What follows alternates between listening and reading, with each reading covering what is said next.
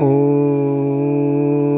तत्सं यो रावृणीमहे गातुं यज्ञाय गातुं यज्ञपतये दैवी स्वस्तिरस्तु नः स्वस्तिर्मानुषेभ्यः ऊर्ध्वं जिगातु भेषजं शन्नो वस्तुद्विपदेशं चतुष्पदे ॐ शान्तः शान्तः शान्तिः। श्रीलक्ष्मीरमणं पराङ्कुशमुनिं श्रीभाष्यकारं गुरुं श्रीकाञ्चीप्रतिपादिभीकरगुरुं श्रीस्वाम्यनन्तं वरं विश्वक्सेनयतीन्द्रदेशिकमुनिं श्रीरामकृष्णाङ्घ्रिपं नत्वा नौमि निजं गुरुं यतिवरं श्रीरामनारायणम्। प्रेम एक ऐसा रस से भरा हुआ शब्द है जो 2.5 अक्षर में भी परिपूर्ण है। 2.5 अक्षर प्रेम का पढ़े सुपंडित हुए। अक्षर क्या है? अर्धाक्षर रा है। साहित्य शास्त्र में श्लोक रचना के क्रम में वर्ण गणना के प्रसंग में अर्धाक्षरों को नहीं लेते हैं, अर्धाक्षरों को नहीं लेते हैं, लेकिन उनके अंदर के जो अर्धाक्षर हैं, मात्राएं हैं, वो भी अपना महत्व रखती हैं। विशेष करके अगर ऐसा नहीं स्वीकार करेंगे तो चक्कर में फंस जाएंगे। वो कैसे? अकार है, उकार है, मकार है। तो अकारार्थो विष्णु, मकारार्थो जीव, औकाराः अनन्यार्हत्व संबंध प्रतिपादक नियामक, अनन्यार्हत्व संबंध का नियामक। अब इसको 3 अक्षर माने कि 1 अक्षर माने? अकार 1 अक्षर है, उकार 1 अक्षर है, मकार 1 अक्षर है। ओम में मकार हलंत है मान लीजिए, लेकिन ओ में आ और ऊ तो ही है, गुण हो गया है। तो क्या समझें इसको? अक्षर समझें कि मात्रा समझें? भगवद गीता तो कहती है ओम इत्येकाक्षरम ब्रह्म। तो एकाक्षरम ब्रह्म, यह 1 अक्षर है और ब्रह्म है। और ओम इत्येकाक्षरम नाम ओम इत्येकम एव अक्षरम ब्रह्म। ओम यह एकमात्र अक्षर, न क्षरतीति अक्षरः एवं भूतम ब्रह्म, अक्षरम ब्रह्म। ये भी अनुभव करेंगे, अर्थ करेंगे तो अलग अलग ही करेंगे। श्री पराशर भट्ट स्वामी जी कह रहे हैं अकारार्थो विष्णु जगदुदय रक्षाम प्रलय कृत, मकारार्थो जीवस्तदुपकरणम वैष्णव। तो अलग अलग अर्थ के रूप में अकारः अलग वर्ण मानेंगे तभी न अकार होगा। वर्णात्कार से ही कार प्रत्यय होगा, तो वर्ण स्वीकार करके ही तो कार प्रत्यय करेंगे। तो ओम इत्येकाक्षरम ब्रह्म, 1 अक्षर। ऐसे ही कुछ प्रेम है। प्रेम 2.5 अक्षर है, लेकिन 2.5 अक्षर में प्रेम में वस्तुतः सत्ता मात्रा के द्वारा रेफ के साथ जुड़ा। रम जो है वो अग्नि का बीज है, उसमें ई जुड़ा तब रे बना, तब प्रेम बना। तो मतलब अग्नि का वर्ण है और ई जो है वो लक्ष्मी है। तो अग्नि और लक्ष्मी का क्या संबंध है? अग्नि से ही लक्ष्मी की प्राप्ति होती है। अग्नि की उपासना करने वाला लक्ष्मी को प्राप्त करता है। अग्नि उत्पन्न कैसे होती है? वायोरग्नि, वायु से अग्नि उत्पन्न होती है। अग्नि का रंग क्या होता है? जो रंग हनुमान जी का है। वायोरग्नि, वायु से ही अग्नि है और वायु से ही हनुमान जी हैं। अग्नि की उपासना करने से लक्ष्मी की प्राप्ति होती है। हनुमान जी के माध्यम से भगवान को जानकी जी का समाचार मिला। हनुमान जी ने ही सुंदर संदेश सुनाया भगवान को। सुंदर मनोहरा वार्ता, मनोहारिणी वार्ता का श्रवण कराया हनुमान जी ने। तो लक्ष्मी की आराधना से भगवान प्रसन्न होंगे। लक्ष्मी जी ने स्वीकार कर लिया, इसलिए हनुमान जी को दत्तक पुत्र के रूप में भगवान ने भी स्वीकार किया।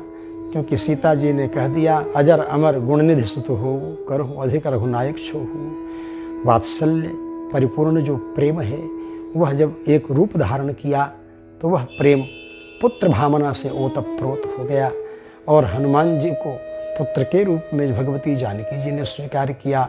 फिर हनुमान जी भगवान के अति प्रिय हो गए, जानकी जी की प्रियता भी उसमें जुड़ गई। एक तो बाघ दूसरे बंदूक बंद है, एक कहावत। ऐसे ही हनुमान जी के ऊपर जब कृपा हुई तो श्री राम राज्याभिषेक प्रसंग में भगवान ने माला दी जानकी जी को और जानकी जी ने माला गले से निकाली और इधर उधर देखा। तामिंगितज्ञ संप्रेक्ष्य बभाषे, भगवान श्री राघवेंद्र रामचंद्र जी ने जो इशारा समझने वाले हैं जानकी जी से कहा प्रदेहि सुभगे हारम यह तुष्टा से भामिनी, जिसके ऊपर तुम परम प्रसन्न हो उसको तुम ये हार दे दो। सबको देखा, हरिन सर्वान अवैक्षत, समस्त बंदरों को देखा लेकिन हनुमान जी को दे दिया। क्यों? क्योंकि जानकी जी को भी तो राम जी से मिलाने वाले हनुमान जी हैं। हनुमान जी राम जी को जानकी जी से भी मिलाने वाले हैं, जानकी जी को राम जी से भी मिलाने वाले हैं। यह प्रेम ऐसा है जो सबको मिलाता है। प्रेम का लाल रंग जो है वह अग्नि के रंग का रंग है, इसीलिए रम अग्नि का बीज है और ई लक्ष्मी का वाचक है, तो वह लक्ष्मी जी सीता जी हैं, वह र अग्नि वह हनुमान जी हैं। और फिर प कौन है? तो सच पूछो वही पद्मनाभ हैं, वही पद्म पलाश लोचन हैं, वही पद्म पत्र जिनको संसार में कोई भी प्रभावित न कर सके, ऐसी साधना करने में लगे हुए भक्तजन जिनको ध्यान में अपने उतारते हैं, पद्म पत्र में वाम भाषा के रूप में जो रहते हैं। और माँ, ये सारी चीज़ें तो माँ के लिए ही हैं। माँ मतलब जीव और जीव ही मकारार्थो जीवः, और मकार का अर्थ जब जीव है तो सच पूछो तो हमारे आचार्यों ने तो यहाँ तक अनुसंधान किया है, आ उ माँ, आ मतलब राम जी हो गए, ओ मतलब सीता जी हो गई, माँ मतलब लक्ष्मण जी हो गए। अग्रतः प्रयौ रामः अकारः, सीता मध्ये सुमध्यमा उकारः, लक्ष्मणस्तु धनुष्पाणिः मकारः, पृष्ठतो अनुजगामः। यही तो महर्षि वाल्मीकि ने भी अनुभव किया। और सच पूछें तो जो परम प्रेम परिपूरित मंत्र जो व्याख्यान है अष्टाक्षर का, वो द्वय मंत्र है। अष्टाक्षर मंत्र का व्याख्यान ही तो द्वय मंत्र आचार्यों ने स्वीकार किया। और अष्टाक्षर मंत्र क्या है? बोले वो अष्टाक्षर मंत्र ओम का व्याख्यान है। तो ओम का व्याख्यान अष्टाक्षर है। यही कहा ऋग्वेद, यजुर्वेद, सामवेद, अथर्ववेद और जो भी संस्कृत वाङ्मय है वो सब कुछ अष्टाक्षर मंत्र के अंदर है। और अष्टाक्षर मंत्र किसके अंदर है? अष्टाक्षर मंत्र प्रणव के अंदर है। और प्रणव किसके अंदर है? प्रणव आकार के अंदर है। इसी को संहिताओं में बतलाया। ऋचो यजुंषि सामानि तथैवाथर्वणानि च सर्वमष्टाक्षरान्तस्थं यच्चान्यदपि वाङ्मयम् अष्टाक्षरस्तु प्रणवे अकारे प्रणवस्थितः आद्यम तो त्र्यक्षरम ब्रह्म त्रयत्र प्रतिष्ठिता। तो जब इस तरह का प्रेम होता है तो प्रेमी कुछ चाहता नहीं है, प्रेमी तो यही चाहता है कि हमारा प्रेमास्पद सुखी रहे। प्रेमास्पद अपने प्रेमी को सुखी रखना चाहता है, अपने सुख की भावना नहीं करता, अपनी प्रशंसा नहीं चाहता है।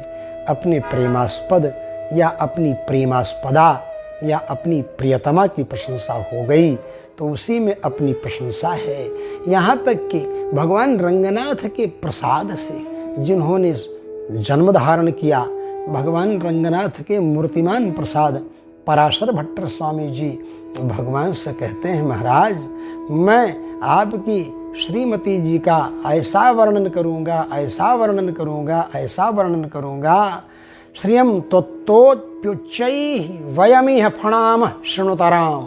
कहते हैं भले आप श्री की भी श्री हैं, कश्री श्रिय परम सत्व समाश्रय का, भले आप श्रियश्री श्रियश्री श्रीरंगे शय चतव हृद्याम भगवतीम श्रियम त्वत्तोप्युच्चैर्वयमिह भणामः फणामः।